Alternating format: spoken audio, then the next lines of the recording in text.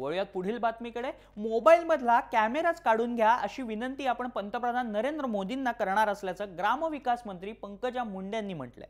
सेल्फीच्या नादामुळे साधा संवादही होत नसल्याची टीका त्यांनी केली आहे। तर पिंपरीत गोपीनाथ मुंडेंच्या जयंती कार्यक्रमामध्ये त्या बोलत होत्या। आजकाल कुठेही लोक सेल्फी आणि कॅमेऱ्यांमध्येच दंग असतात, तर पुढची पिढी घडवायची असेल तर या तरुणाईला जरा शिस्त लावण्याची गरज असल्याचंही त्यांनी बोलून दाखवलंय।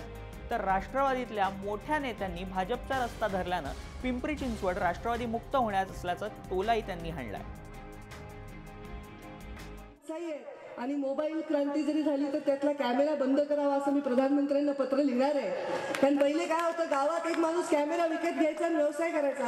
आता हे 4 कॅमेरा फोटो काढायला लागले, पण आमच्या पोरांना सेल्फी काढण्याचं प्रचंड वेळ आहे। सेल्फी काढा तुम्ही, तलावावर काढा, पाण्यावर काढा, माझं काही म्हणणं नाही, पण माणसावर काढताना तुमची एवढी घाई असते की जो मूळ कार्यकर्ता असतो, ज्याचा कार्यक्रम असतो तो बाजूलाच राहतो। जेव्हा मी आले होते तेव्हा एक नारा दिला होता, राष्ट्रवादी मुक्त पिंपरी चिंचवड। कारण इतका इथला पिंपरी चिंचवड प्राधिकरण याच्या भ्रष्टाचारामुळे एक नारा दिला होता आणि तो नारा पूर्ण झाला। या सगळ्यांच्या प्रवेशामुळे आता राष्ट्रवादी तशी तर हलकी झालेली आहे आणि येणाऱ्या निवडणुकीमध्ये या सगळ्यांची शक्ती आमच्या बरोबर जोडल्या गेल्याने इथे नक्कीच शक्ती वाढणार आहे।